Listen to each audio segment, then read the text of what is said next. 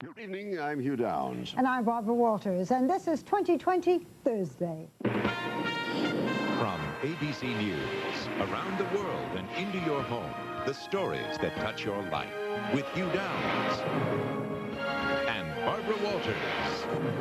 This is 2020 Thursday. Tonight, a startling glimpse into the emotional life of an adolescent. A girl who says she was so brutally teased and bullied that she feared for her life. They followed me through the halls and pushed me up against lockers and gave me death threats. She says she became the target of bullies. There was nothing she could do to stop it. She had her whole day mapped out around where these girls were going to be. And she wasn't the only girl who said she was bullied in these hallways. But you may be shocked by the school's outrageous solution to the problem. Steve Avison with the girls afraid of dangerous hallways. Those stories tonight, Thursday, December 11, 1997, after this brief message. From ABC News, 2020 continues. Once again, Barbara Walters. What would you tell this teenager to do? She says some older girls at school had singled her out, taunting her, shoving her, pushing her around until she was afraid. There must be something the school could do to make them stop. Well, that's what you'd think, but you'll be shocked to see what actually happened. Steve Avison tells us about the Pennsylvania school's outrageous response to the problem. Who can forget that tender, awkward time called junior high? Ages 12, 13, 14, those agonizing years when you're not a child or a grown-up, when you really don't know who you are, and all you want is to fit in. The world begins and ends around a single place, your school. And what happens there somehow seems to stay with you, deep inside somewhere, forever. For Christina Barcelino, a year ago September, that all-important place was Franklin Regional Junior High, where she was starting 7th grade. She was about to turn 13, excited but vulnerable. We shopped for probably about a good 3 weeks. And that whole night she sat there, picked out her total wardrobe that she was going to wear to school that morning, and woke up and decided to change her mind. The first few weeks went well. Christina made new friends, joined the chorus. But then, at a football game one Friday night, everything suddenly changed. Christina found herself in that most painful of junior high school predicaments, the target of teasing and taunting from a group of scary older girls. These group of girls that had a really bad reputation came up to me, pushed me, told me they didn't like me, and to watch me back at school. Were you with any friends at the time? Yeah.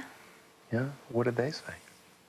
They, kind of just ran the other way.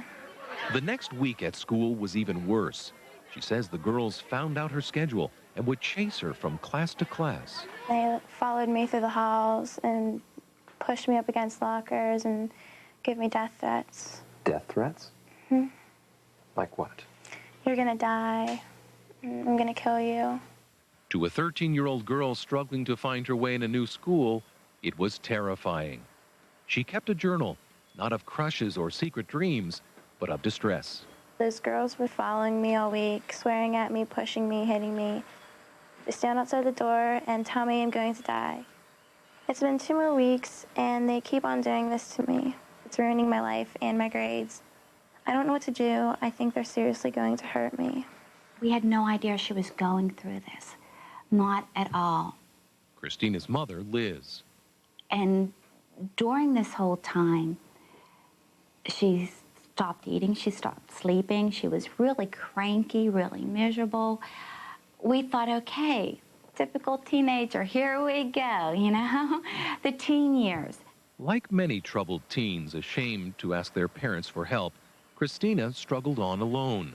Day after day, for months, she mapped out strategies to make it through the school day. My dad would drop me off in the morning, and I'd wait in the car for a couple minutes before the late bell rang, and then I'd hurry up and rush into class. At lunch, she'd hide in the girls' bathroom, and between classes, I'd take different hallways that I knew they weren't going to be in. She had her whole day mapped out around where these girls were going to be. Jessica Klinger was a classmate of Christina's in the 7th grade. One Friday last February, in the school library, Jessica says she saw some of the girls taunting Christina from the hallway. They were like beating on the window with their fists, and they were saying like, we're gonna kill you and stuff. And so I walked over to Christina and I stood in front of her because she was like crying and she was real upset sitting there. And then she told me how these girls, they'd been like following her for a few months now and they'd been like beating her up. Finally, Christina had an ally and a protector, but standing up for Christina just made Jessica a target too. These girls, they started hitting me in the back, and they were just like punching me, and then they were like hitting up against me with their shoulders, saying we're gonna kill you and stuff, and we're gonna get you because we were talking to her and you got in front of her and now we're after you. Jessica, a basketball player and an A student, told her mother she was scared to go back to school. Her mother turned for help to the school's assistant principal in charge of discipline, Sam King. So I knocked on the door and, hello, Mr. King, I'm Audrey Klinger. Excuse me, but my daughter's a little nervous to be here today. And I told him what happened Friday. And he said, well, now, Jessica, I need some detail. Now, who are these students? He's like, you can trust me, I won't tell anybody. So I gave him the name. So I'm ironing, I'm home 2 hours, and the phone rings. And it's Mr. King, and he's very upset and very apologetic. He said, I'm so sorry, I made a big mistake. He made a big mistake? He made a big mistake. She says that Mr. King's mistake was using Jessica and Christina's names to suspend the girl Jessica mentioned for 1 day, and that meant big trouble with the gang. To anyone hearing this story, the solution would seem obvious, a tough stance with the kids who were causing all the trouble. But what happened instead seemed to make no sense. Here, they called the victims in and said, we can't guarantee your safety. We think it would be best if you went home. It was devastating for somebody to tell you, you're not safe to be here, go home. She said, why are you sending me home? I didn't do anything. And he said, honey, listen, these kids are just upset right now. It will all blow over by tomorrow. It will be okay. But the next day, it was not okay. At lunch, Jessica says she was hit. Christina punched in the face. All 4 parents rushed to the school to meet with Mr. King.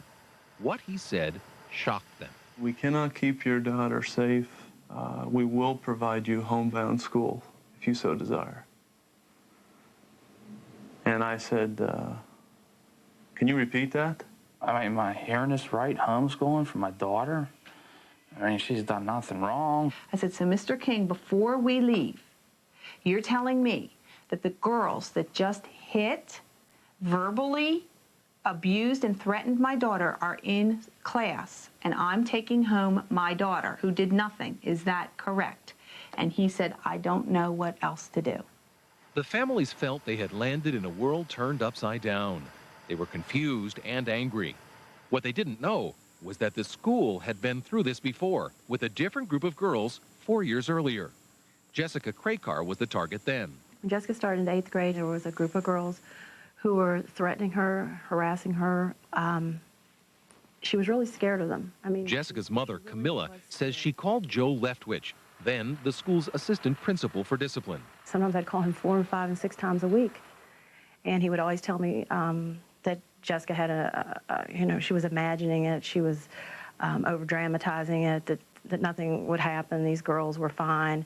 But then one morning in April, outside the school library, Jessica was attacked. I felt people pulling my neck, pulling my hair.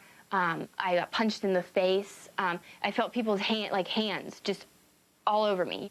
Camilla was shocked to find her daughter bruised and bleeding, but even more surprised to hear Joe Leftwich say the words that would become so familiar to Christina and Jessica's parents 4 years later. He said, why don't you keep her home for like a week till this all blows over? The Krakars went to the police, who they say did what the school should have. Called the girls and parents in, issued a stern warning, and solved the problem. We wanted to ask Joe Leftwich, now the principal at Franklin, and Sam King, his assistant, why the school would send innocent children home.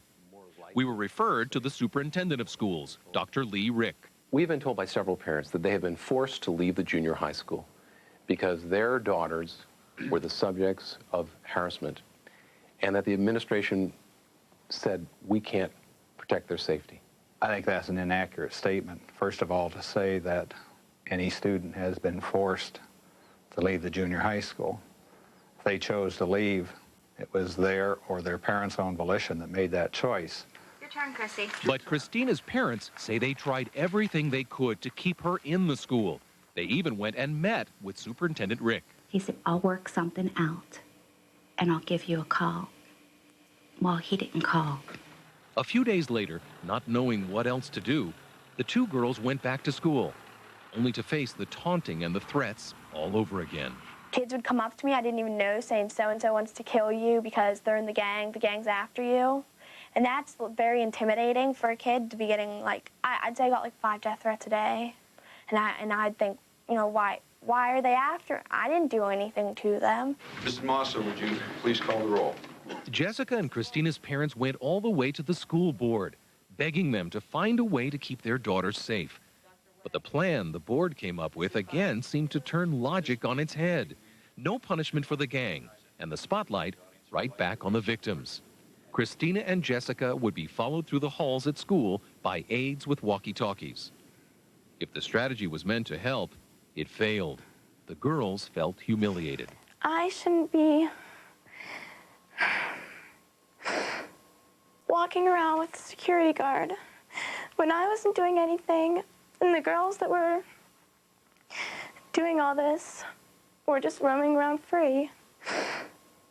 Felt like me going to jail, not school. The families had had enough.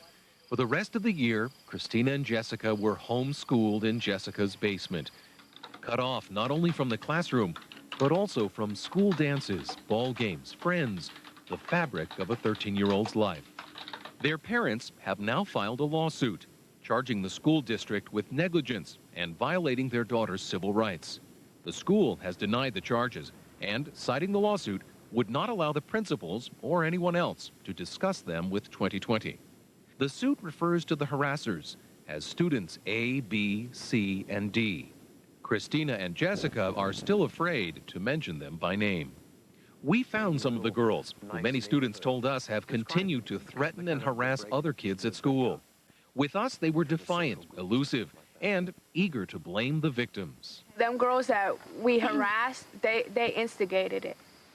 They either said, we'll kick your butt, or they'll whip us the finger just to get us mad to see what we're due. I only knew one of the girls, so I don't know how I came up as harassing both of them. Why do you think those girls did leave school? So that the school looks bad. It makes us look like we really did do something, but we didn't. Today, a new school year is well underway at Franklin Junior High. Classes are in full swing. It's homecoming season. But Jessica and Christina are not a part of all that. They're spending 8th grade at home. They don't sleep well at night, and psychologists have told their parents they're too traumatized right now to be in any school. I went to work this morning and I see all the kids down at the bus stop. I'm thinking, what a thing she's missing out on. All the kids are down there talking. There's my daughter sitting back up at home. I want to go to school and be with my friends, but I just don't know if I'm ready to go back to school. I'm kind of afraid that this is going to happen again. And the way I feel now is I don't ever want to go back to a school. I'm content just to sit at home for the rest of my school days. It's not a good thing to say, but I'm not safe to go to school. But Jessica had a change of heart a few weeks ago, and so did Christina. You know, they're back to school now, a private school, though, which their parents have to pay for. It is a shame that parents have to pay for what every child is entitled to in this country, and that is a free and good education. And that is 2020 Thursday. We thank you for joining us. And remember, we're in touch, so you be in touch. They should say that to the babies. I'm Barbara Walters. And I'm Hugh Downs. And we'll be back tomorrow night for all of us here at 2020. Good night.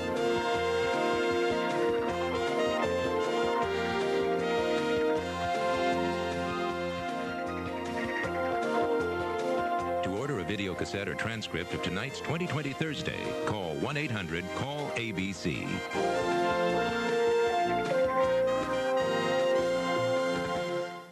2020 has been a presentation of ABC News. More Americans get their news from ABC News than from any other source. ABC News, now always on.